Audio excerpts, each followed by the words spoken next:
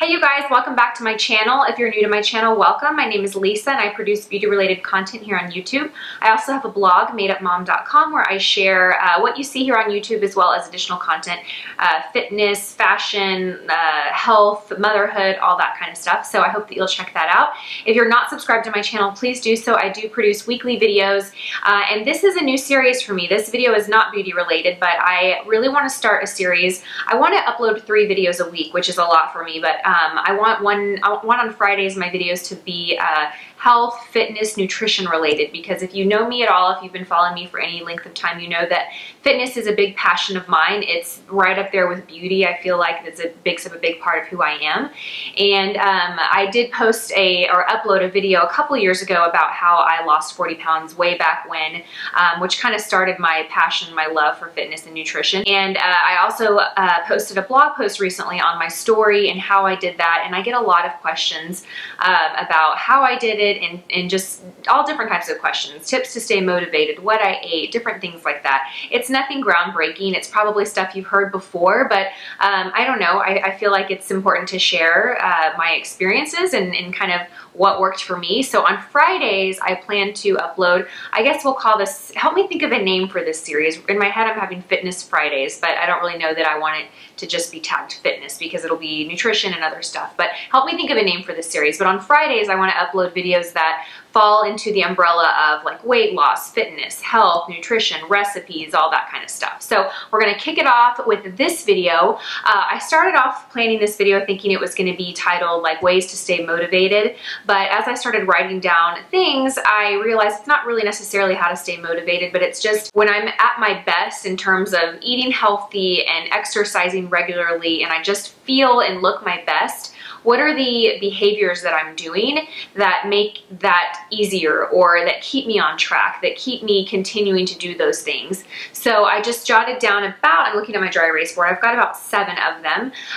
So I'm just gonna go down the list and kind of talk to you about those things that are really important for me to stay on track and to just meet my goals in terms of whether it's lose a couple of pounds or tone up or just exercise more regularly aside from the weight, what the scale says, just have those daily habits.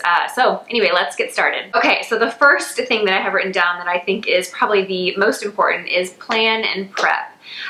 For me, I am a busy mom. I have little kids, I work, I have a lot going on, and if I don't plan my meals or prepare my meals or have them available to me, then I will fail when it comes to eating healthy. I used to, before I had kids, I used to spend Sundays and then a day in the middle of the week prepping my food for the week.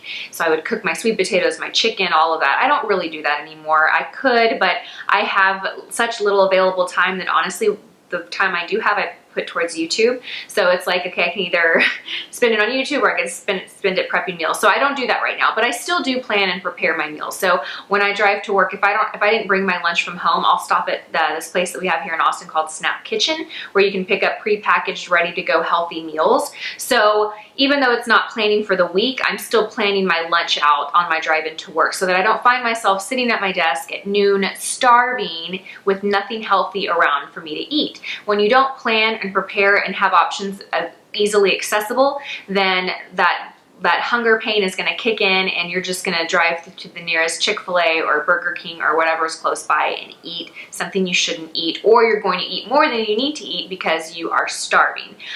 One thing that you can always plan and have on hand really easily are snacks, and that is something that I always have. I always have nuts or a protein bar or an apple or a rice cake with peanut butter or something that I can easily grab that is healthy and that will hold me over until I can get a healthy meal in front of me. Okay, the next thing that I have written down is food journaling. So that goes in hand with planning and prepping. But for me, I find that I'm my best when I write down everything that I eat.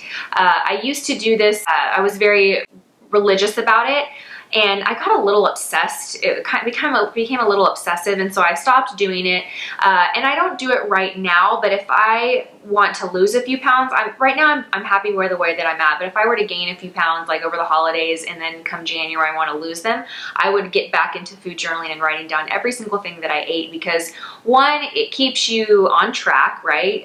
Because you don't want to, but you have to be honest with yourself. You can't just write down what you want to write down and leave off what you don't want to see in front of you. But I find that really motivating too, because when you are doing good and you are eating healthy and you're getting the right amount of calories and not too much, it's really motivating, and there's a sense of accomplishment and pride that you have when you see how clean and how well you've been eating. And it's almost like after a couple of days of that, you're not as tempted to throw that all out for something that you shouldn't have. You know what I mean? So I find food journaling really helps. There's also a lot of apps that you can do if you don't have a journal that you like to write it down. I used to just write it down in my planner, but there's also the Fitbit app is really good for food journaling. And there's a lot. If you just Google food journal or diet journal apps in the app store, you'll find things that you can do on your phone. And those are really nice because you can actually search for foods so that it can track your calories. So I find that food journaling is a really great way to help you stay on track, especially if you have weight to lose. If you're trying to maintain, it might be too much, but if you are having, if you have this big lofty goal of losing weight, then this might be the perfect way to get you started. The next thing that I have written down is write down and plan your exercise. So I do this on Sundays. Every Sunday I open my planner and I look at my week and I decide what classes I'm going to take. If I'm going to take a spin class, if I'm going to take a body pump class, if I'm going to take a step aerobics class, if I'm going to go and run Town Lake, which is a beautiful running trail that we have here in Austin. I basically plan out what workouts I'm going to do on which days, and that's and I just write it in my planner, and so it's an appointment for me. It's as important to me as a business meeting. I will not skip that workout. So I recommend doing that. If you don't plan your workouts, then write them down when you do them. So if you do end up going to the gym or running, write that down on your planner. I'll show you what mine looks like. So I have an Erin Condren planner. Let me find a month that has a lot of workouts. Okay, so like this was February. Everything that's circled is a workout that I did. So you can look at the month and you can see how many workouts I did by all the circles that are there. So, I have Ride, that's a spin cycling class. I'll just do like 30-minute run or body step. I just write down. I don't write anything else down like heart rate or anything like that. It's basically a good snapshot for me to look at the week and see how many workouts I did, or if I didn't do any, or if I went too many days between workouts. It's a really great way for me to just keep track and make sure that I'm exercising as frequently as I need to be. Okay, so when it comes to exercise, find something you enjoy, find something that you like. Don't do something that you dread.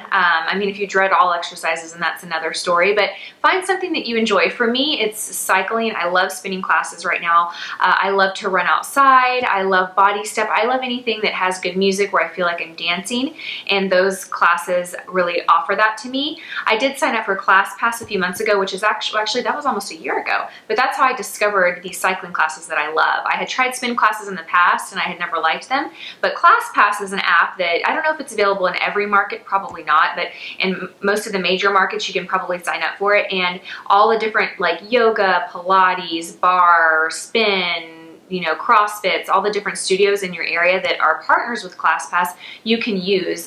You're limited to how many you can do. You can only do it like 2 or 3 times a month of a particular, so you can only go to the same studio a couple of times, but you can try so many different types of classes. So if you're trying to still discover what you like, ClassPass is a great option for you to try out, because that will allow you to try it. And I tried it, I fell in love with spinning, and then I ended up canceling ClassPass and just started buying my spinning classes because it made more sense. But on that note, I really like group exercising. So I don't like to have a personal trainer that I work out with all the time, plus that can get really expensive, but group exercise to me is as effective almost, because one, it offers accountability. There's a group there. You're not just going to quit in the middle of it and walk out of class. You're going to see that whole class through. 2, it's fun. I find classes that have good music, where the energy is up, and I just really enjoy the group classes. So if you have never tried group classes, I recommend trying them, and don't be too hard on yourself. I've tried classes before where I walked in and thought, I'm so not coordinated, I'm not going to know what I'm doing, but everyone is like that. Just remember that. Everyone is like that. So if you feel silly doing a Zumba class because you've never done one before, and you're self-conscious about being all over the place and not keeping track, don't worry about it. Everyone is like that. And just remember that. And give yourself time to get more comfortable with those classes. Go back a second time, a third time. If by the 4th time you still don't like it, then move on and find something else. But give yourself time to fall in love with classes. download new music. Music is a big thing for me for cardio. I have to have something really upbeat and fast and fun. So whenever I download new music, I'm always looking forward to that next workout. So it's a simple tip, I know that, but if you don't have Spotify, I like to use Spotify because I can just search for any song and just create playlists for myself. So I have different playlists in my phone, and I'll just organize my music and listen to it that way. So if you really hate cardio, and like I don't like to get on an elliptical, I don't even like to get on a treadmill, but sometimes I do. I don't like to get on the stairs, but I still do that. I find a way to distract myself. So if music's not cutting it for me, I'll just watch my favorite YouTube videos at that time. So if you like to watch Netflix, or find something that'll distract yourself so that 30 minutes on that machine goes by like that. I mean, I've been watching videos before where I'm like, my 30 minutes on the treadmill is up, but I still have 10 minutes of this video, and I stay on the treadmill to watch my 10 minutes of that video. Even if I'm just walking up an incline or doing something, it's better than nothing. And YouTube can be a great way to distract yourself from just staring at this timer on a treadmill for 30 minutes waiting for it to go down. Okay, and the last thing that I wrote down is reward yourself. I do believe in moderation. I don't believe in being strict with your diet 100%. I would say I'm probably 80-85%. I eat healthy, but then I leave that 15% for my wine or desserts or a burger. I don't really eat burgers or pizza too often. Where I'm weak is desserts. If it comes to dessert and there's candy or chocolate or anything put in front of me, that's where I want to like derail myself. But you know, if we're having pizza out or queso or whatever, that falls into that 15%, that 15 to 20%. So if you're really trying to lose weight fast though, you kind of have to cut that out. I mean, you really do have to allow yourself maybe one cheat meal a week.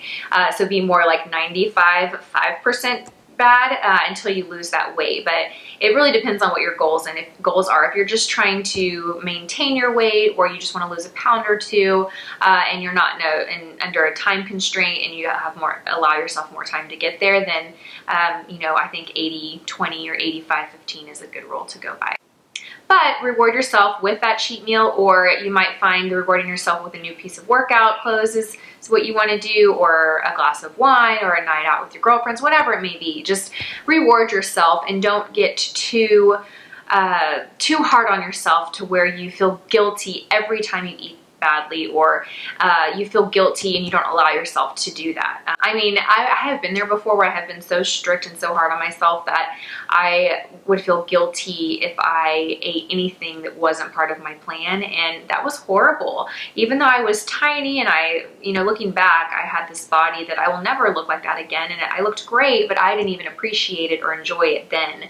I was so miserable, and I couldn't enjoy myself going out. So don't be like that. You know, enjoy yourself, allow yourself to indulge here and there. But with that said, if you derail on a Tuesday or a Wednesday, that's okay. Just consider the next day a new day. Don't wait until the following week to start. I know some people are like, oh, I'll start on Monday, or I'll start on the 1st of the year, or I'll start on the 1st of the month. Don't do that. Every day is a new day. And so if you completely derail and eat, you know, a pizza on a Tuesday, consider Wednesday the next fresh day to start over. I think going off track and allowing yourself to just cheat the rest of the week is just going to continue to put you further back and further back. It's going to be more discouraging for you and harder for you to meet your goals. So these are just ways that I stay on track, or when I am on track, these are things and behaviors that I'm doing. I hope this was helpful. Let me know in the comment section below other topics that you want me to cover in this series. Anything you guys want as it relates to health or fitness or weight loss or whatever. Weight loss. Leave them in the comment section below, because I do want to continue this every single week, and I need your advice. I need to know what you guys want to know. All right, you guys, thank you so much for watching. I will see you guys in my next video. Bye.